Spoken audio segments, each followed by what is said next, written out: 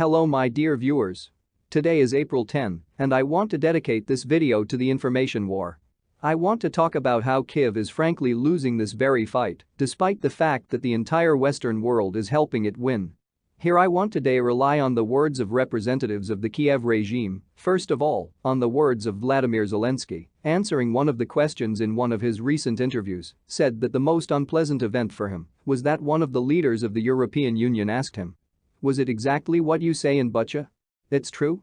This is what the politicians of the European Union say, who, it would seem, should first of all support Zelensky. The second, also very remarkable point, concerns Kramatorsk. In this city, as you know, a terrible crime was committed the day before yesterday. The official Kyiv authorities are going out of their way to prove that this missile was fired from the Russian side, what they just do not come up with. They say that Russia has these missiles in service, confusing them with Belarusian ones, showing the joint exercises of Russian and Belarusian troops. And the Belarusians, indeed, are armed with such missiles. And the Russians do not use such missiles. They began to try to challenge the version that I put forward about the inappropriate trajectory of the rocket. But the most spectacular evidence was the serial numbers of the rockets, which were also published by the Western media, which were allowed to photograph the wreckage of the very rocket that fell on Kramatorsk. It was found that the serial numbers from the upper stages of the fallen rocket are very close to the serial numbers of those rockets that fell on Donetsk cities. And this suggests that these missiles were from the same batch, which was set aside during the Soviet Union on the territory of Ukraine. This one simple but deadly argument simply sweeps away all the rest of the argument that representatives of the Kyiv regime have tried to build around this event.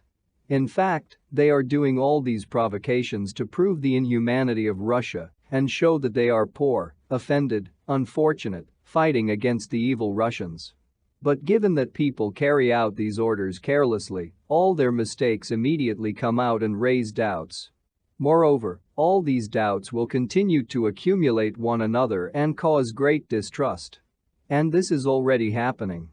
Just a couple of days ago, one of the representatives of this very Kyiv regime, namely the mayor of Dnipropetrovsk, Boris Filatov, asked one simple question to Zelensky's chief assistant, Alexei Arestovich. Quote, "Tell me, am I the only one who started to feel sick from Arestovich, his cynicism, stupid jokes and undisguised narcissism? We are a nation of heroes and smart people, not consumers of dull propaganda shit." Moreover, the fact that Alexei Arestovich says sheer nonsense himself admitted in a recent interview. I give a link to this interview in the text line under this video.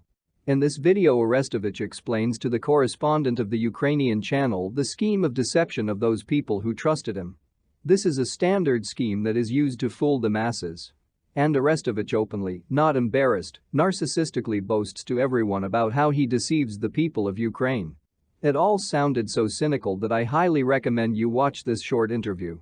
All these particulars, blunders gradually come together and accumulate, and such a single holistic picture of global total lies is created.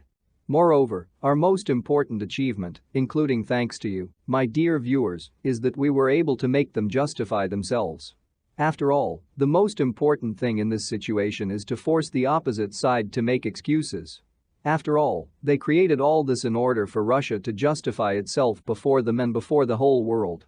But now the picture looks completely different.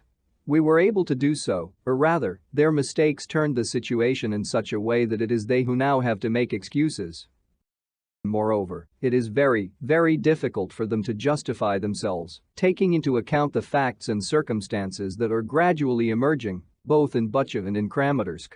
And this suggests that the information war, despite the fact that we have an order of magnitude less information resources, we still win. And the truth comes even to those to whom hoped very much in Kyiv that it would never reach. That's what I wanted to say in this video. That's all, goodbye.